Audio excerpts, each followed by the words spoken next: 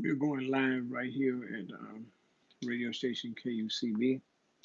This is another live broadcast. I'm your host, Brother Jamal, and we thought we'd bring you this segment this evening. I know it may be late, but this is important that we bring this to you.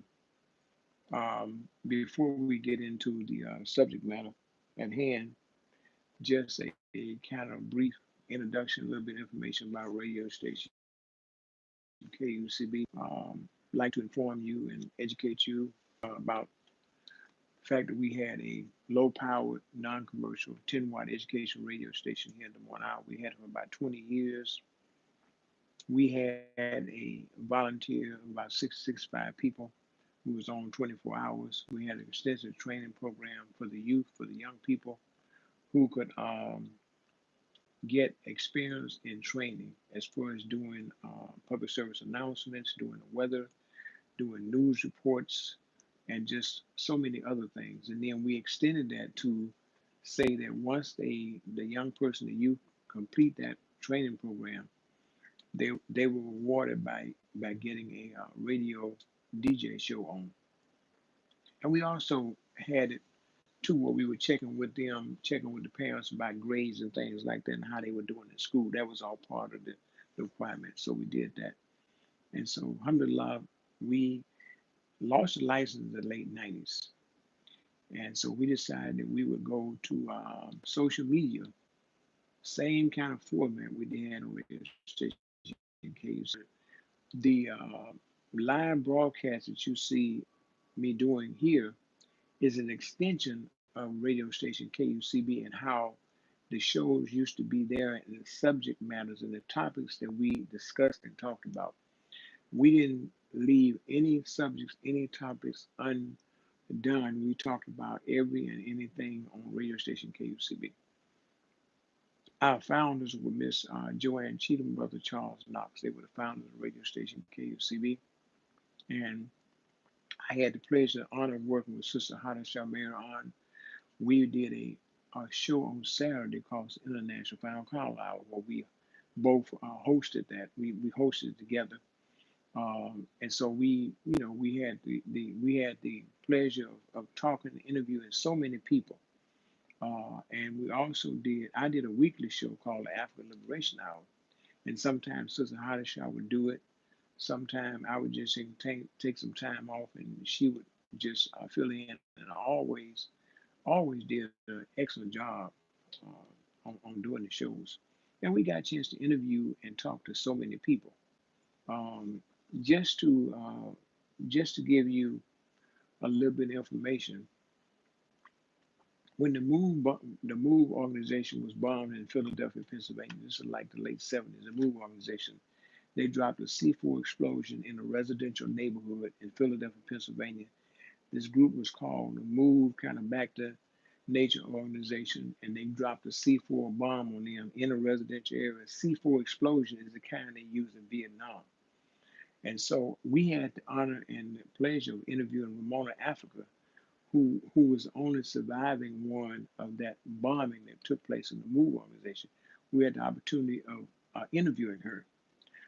And we also had the opportunity of sending a reporter to Philadelphia, Pennsylvania to get a live report. Our beloved brother, may his soul rest in peace, Kalanya Sadiq, went to Philadelphia, Pennsylvania and called back in and gave us a live talk and a live report on exactly what had transferred in Philadelphia, Pennsylvania when they dropped the bomb on the MOVE organization. We also had the pleasure, myself and Sister Hadi Shamir on, to interview, you remember Fred Hampton and Mark Clark. They were the two young brothers who were the organizers and leaders of the Illinois chapter of the Black Panther Party. We had the pleasure of interviewing Fred Hampton's wife on radio station KCMC. We had to interview her. We had the pleasure of her traveling to Des Moines, and we hooked up with her. We had an extensive conversation about they had a pre-dawn raid at the Illinois chapter of the Black Panther Party, where they raided them like a pre-dawn raid was an early morning raid. When they tried to say that the Panther Party had fired some bullets out And after some extensive investigation, they found that there was no shots fired. They went in, they murdered those brothers in their sleep. And our sister was there in the apartment with the Panther members when Fred Hampton and Mark Clark got murdered. And so we had a chance to interview the widow of Fred Hampton. We had a chance to interview her. And her son, Fred Hampton Jr., is real active in the Chicago area, have been for quite some time. We also had the opportunity and pleasure to interview just so many other people on radio station KUCB. So I just wanted to mention those things to you. So this is an extension of the kind of work that we did with radio station KUCB. Our motto at KUCB was we communicate to educate and organize, and truth is a wealth of freedom. Um, I've been want to get into something just real serious on a real serious note. I've been doing some videos here on the last couple of weeks on the missing black women and black girls who have been missing, who have been found missing, and a lot of those young ladies are still on missing. I just want to kind of recapture what I mentioned on the last video, and this is important because it leads me into the one that you are listening to now. If you catch us live here on YouTube, if you catch us, maybe you might see it on Facebook, or you may get a link or something. You can catch us some other point in time on this video, but it's extremely important. I mentioned to you in the last video that this comes from the news, Fox 2 News in St. Louis, WTVI News. This is a report right from them that I'm talking to you now about. They talked about a uh, north of St. Louis, Missouri, a place called a small town. It's called Beverly's, Missouri. Berkeley, I'm sorry, Berkeley, Missouri. Excuse me, Berkeley, Missouri. It's a little small country town north of St. Louis, Missouri. It's called Berkeley, Missouri. And the report is that there's been 33 kids who have disappeared. 33 kids have disappeared since 2000. A large portion of those kids who have disappeared have been girls. Out of those 33 kids that have disappeared from that town, 12 of those girls are black girls, young black girls as of 2000. They have disappeared. So that's something that we ought to be really concerned about. And people around that town, in that town, out of the town, they ought to be concerned about it. They ought to be trying to do everything they can to help find those young girls who have disappeared. Now, one of the things that as I read more into the story of this report that was came from KTVI in St. Louis, Missouri, one of the things that we have found out and begin to find as we read more into this story, and this can apply to any uh, town, small town. It could be a big city. It could be a medium-sized city. It could be any size city. This is one of the things that we found out though in looking at this thing, that one of the things they're saying about this situation in Missouri, and that a lot of the abandoned buildings that you may have in a place, it could be in a bigger city, it could be in a smaller city, but oftentimes those abandoned buildings may be a place where they may be holding young girls to be sold into into sex slavery, slave. You know, that's oftentimes that's what they can be used as. You can have abandoned houses. You can have, but especially abandoned buildings. This is a location where they could be holding young ladies to be sold into being sex trafficking, all of that stuff that's going on. And as I said, sex trafficking is big in the Midwest. It's big all across the country, but it's like a pipeline through the Midwest because you're talking about from New York to Atlanta, from Atlanta to New York. This like the pipeline for sex trafficking. But it could be anywhere in any location where you can have people that's actually holding young girls, transporting young girls, using abandoned buildings to do that kind of stuff. And then you might see you may see like I was saying in Vermont, uh, uh, this part of Missouri, St. Charles, Missouri, for instance. Um, Sometimes you have certain motels that they may have a operation set up where they could be holding girls in these motels for sex trafficking. That could go on. We never know. uh, Abandoned houses, abandoned buildings. Any of those kind of places, any of those kind of locations could very well girls disappearing, girls being kidnapped. They could be found, no telling what could be going on in those buildings. And oftentimes the young girls or the young ladies may know about the location. There may be young people who know about these things.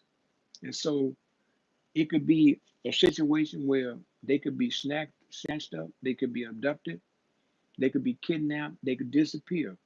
And abandoned houses, abandoned buildings could easily be a place where these young girls could be held, where they could be holding. You never know, because these people operate in motels. They could be doing it in motels. You know, in the report in St. Louis on KTVI, they mentioned the one motel they mentioned was the red.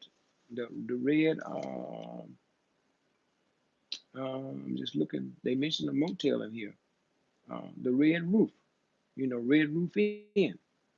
Now I've seen that name in traveling. I've seen that name on the Red Roof Inn. That's a motel that in that area in the St. Louis and Missouri area. Those are motels that they could be using to do this kind of stuff. We don't never know, but these are the kind of things we ought to be on the lookout for. And so they could be happening. They could be going down as we speak. Let me mention to you too something that I just picked up off uh, on BET News today. I just picked this up tonight. That the LA County Sheriff's Department, and this is from the BET News Department. I just picked this up earlier tonight. It says the LA County Sheriff Department this has found a young black girl's body in a duffel bag. Was found today in a duffel bag. It was by a hiking trail, and the young lady that they found was, they said, between 8 and 13 years of age. Her weight was only about 55 pounds, maybe 4 foot 5 inches tall. And this is something that I just caught tonight on BET News. Once again, this what I saw was BET News. LA County Sheriff Department found a young black girl's body found in a duffel bag near a hiking trail in the LA County Sheriff Department. They're still investigating this, and so they're trying to. From what I saw tonight was they had a sketch of the young lady and how she looked. They had a sketch, I guess, as best as they could get, but they found her body. And so this is the kind of stuff that we're talking about, y'all. These kind of things are going on as we speak. This report I just read to you was just from earlier tonight, where I caught this on BET News, where they have their little news tag on there, and they ran this at the LA County Sheriff's Department. Found the body of a young black girl in a duffel bag, and it was found on a hiking trail. You know, they said she was between the age of 8 and 13 years. That was her age. So I'm saying these kind of things where you have young black girls and black women missing. And this is happening all the time as we speak, is happening. And the thing we would say, yes, it's another situation where a black girl has been found dead, but also is the body parts that these people can consume of on the black market, you know, consume the body parts. We don't know what happens once the body parts are discovered and once the body parts are zoomed. Because once this happens, this is almost like this is like the second Jane Doe that I have seen. Now they didn't have a name for her, but the other one I share with you, a Jane Doe that I saw. They had a picture of her. This has been some time back, maybe like last year. I saw. I'm sorry, the early part of the year. I saw a Jane Doe picture of a 13 year old girl, but no, I'm sorry, between 13 and 17 years of age. They found her body on the Las Vegas, Arizona, somewhere on the borderline. It was like a truck stop. It was a kind of deserted area. They had dumped her body there in that area. This is a young African American girl. So this is like the second situation I've read about where they have these Jane Does. Now you know when a Jane Doe comes up like that, automatically that state or that county, that wherever it happens, they soon the body. Once they do an autopsy and soon the body, they can do anything they want to with the body parts. See, they can do anything they want to with the body parts. Anybody, and after that happens, they can do anything with the body parts that they want to. So I'm saying this is the second situation I've seen where a young black girl's body has been dumped in a location. The first one I saw was the situation in Arizona, the Arizona Las Vegas borderline, where they found a young African American girl body that was dumped and no identification on her or anything. This is the second time that I've seen this happen where a young black girl, they're saying she was between the ages of 8 and 13. Uh, and so her body was dumped. And actually, her body was in a duffel bag, they're saying. This comes from the LA County Sheriff Department. So they found this young girl's body in a duffel bag on a hiking trail. This is from the LA County Sheriff Department, a young black girl. So I'm saying these kind of things are happening. Inshallah, I'm going to try to continue to bring you as much information as I get it and I receive it. Try to share this with you because we all should be concerned about this. I know we be more concerned about, unfortunately, we go be more concerned about the celebrities and what's happening with them and their status than we do things like this. And these are things that we all should be concerned about because it affects all of us. See, we're talking about our young black girls, our young black women are disappearing.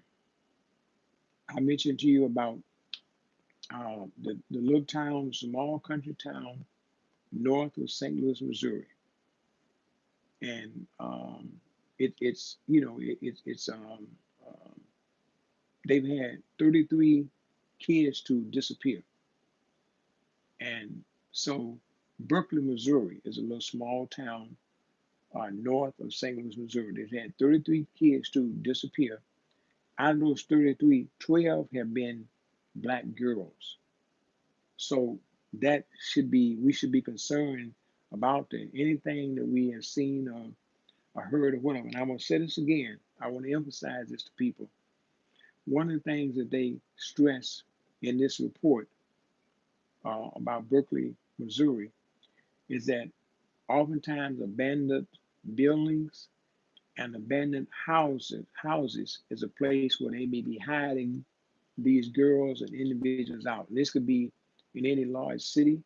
It could be in some small town. It could be anywhere. Abandoned buildings and abandoned houses is where oftentimes they hide these girls, could be hiding them out, could be holding them there until they are able to sell them into sex trafficking, sell them as a sex slave, any of that kind of stuff. See? Or they may be, see, you could very well have people.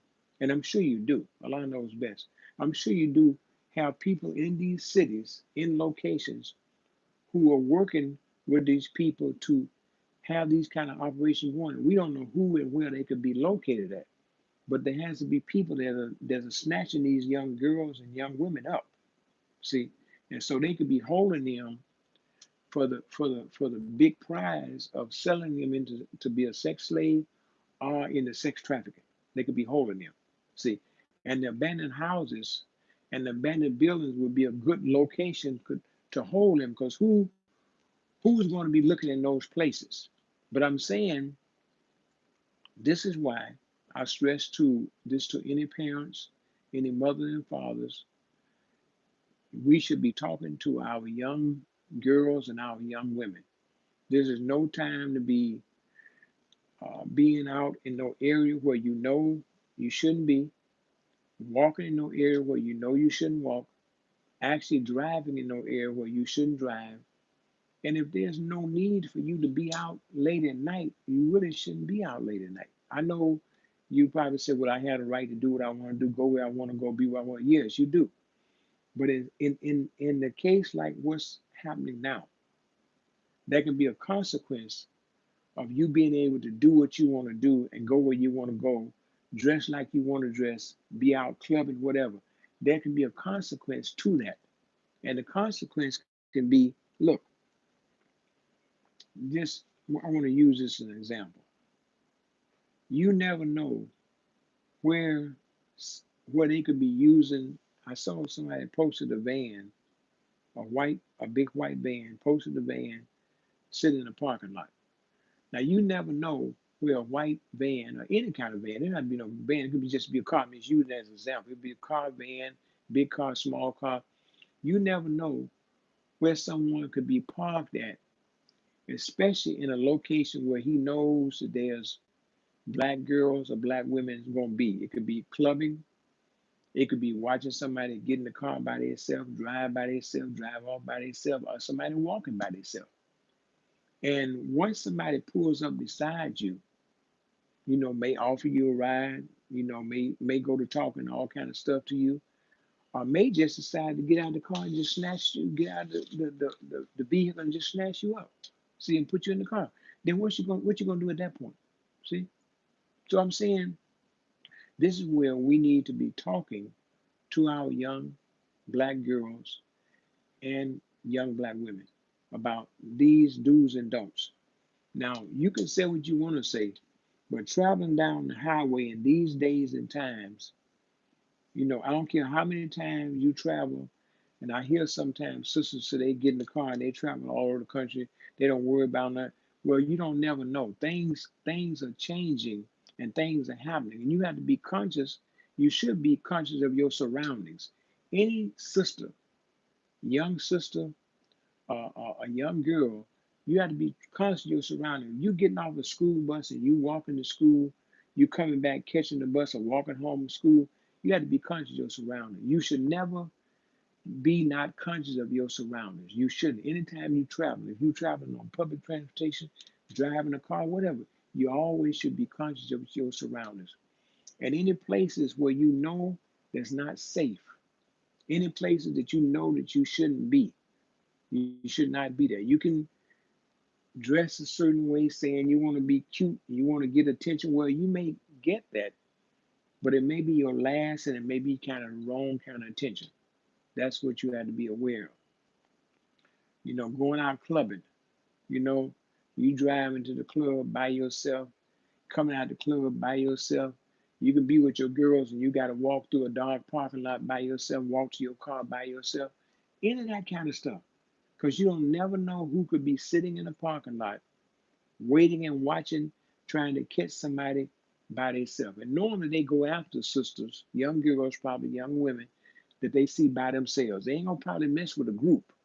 But I'm saying if they see you strolling through a parking lot by yourself, you know, walking in the area where you shouldn't be by yourself, most likely you become a target. I'm just saying, that's it. But we hope that we have said something on this live broadcast to juggle your brain brain and your instinct and whatever, and most of all, your concern. As I said, we have Berkeley, Missouri, which is north of St. Louis, Missouri, a small town.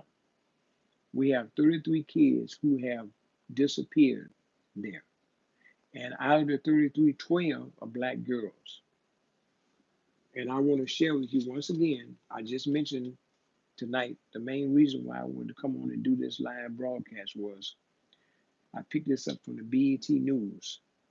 LA County Sheriff Department discovered, I just saw this earlier tonight, discovered a young black girl's body. It was found in a duffel bag on a hiking trail. This is LA County Sheriff Department. They said the girl was between 8 and 13. So I'm just saying that's just I just discovered that earlier tonight. And I wanted to come on and let you know that. As I go through and get this information, try to dig through it, try to read stuff, inshallah, I'll try to bring it to you. As I said, you've been listening to this special broadcast on radio station KUCB. I'm your host, Brother Jamal. And inshallah, we hope that you, if you don't catch us live, that you catch us some other time.